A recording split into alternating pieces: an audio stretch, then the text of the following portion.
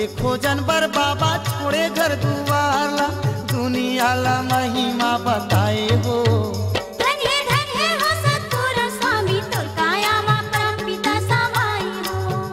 धन्य धन्य हो सतपुर स्वामी तोर काया मा परम पिता समाई हो। धन्य धन्य हो सतपुर स्वामी तोर काया मा परम पिता समाई हो।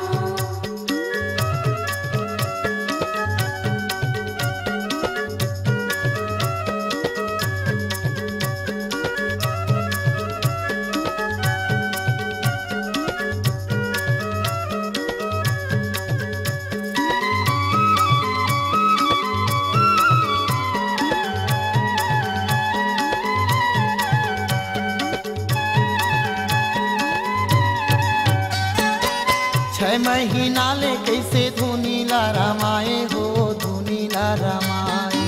6 महीना ले कैसे धुनी ला रमाए हो, धुनी ला रमाए। 12 गाड़ा लकड़ी ला कैसे जलाए हो, कैसे जलाए। 12 गाड़ा लकड़ी ला कैसे जलाए हो, कैसे जलाए। अद्भुतिया चंभा बाबा तोरे महिमा है, अद्भुतिया चंभा बाबा तोरे महिमा है, मरे बछिया ला जिलाए हो। धन्य धन्य हो सतपुर स्वामी तोर काया मा परम पिता समाई हो। धन्य धन्य हो सतपुर स्वामी तोर काया मा परम पिता समाई हो। धन्य धन्य हो सतपुर स्वामी तोर काया मा परम पिता समाई हो।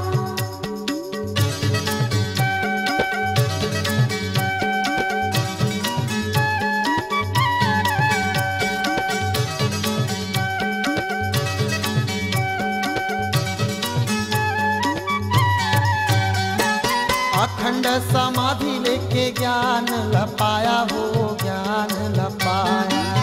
आखिर समाधि लेके ज्ञान ला पाया हो, ज्ञान ला पाया। मन के माँ कछु भेद नहीं बताया हो, भेद नहीं बताया। मन के माँ का छू भेद नहीं बताया हो, भेद नहीं बताया।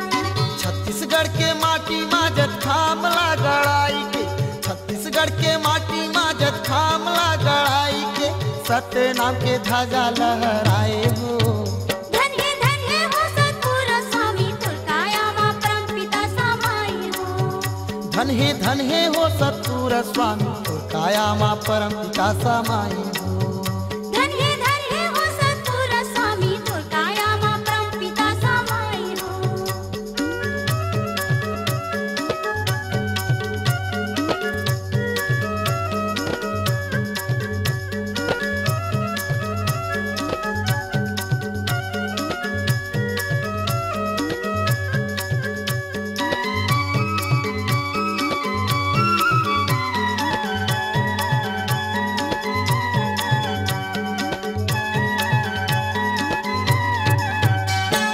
महिमा तोरे भाई हावे अगम अपारा हो, अगम अपारा।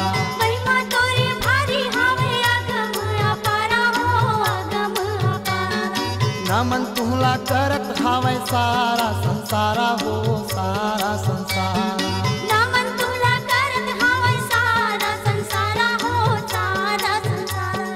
खड़ुआ पचरी भंडा तलासी चक्करवाए धामला, खड़ुआ पचरी भंडा तलासी चक्करवाए धामला, मुक्ति के धाम बनाए हो। धन्य धन्य हो सतपुर स्वामी तोर काया मा परम पिता समाई हो।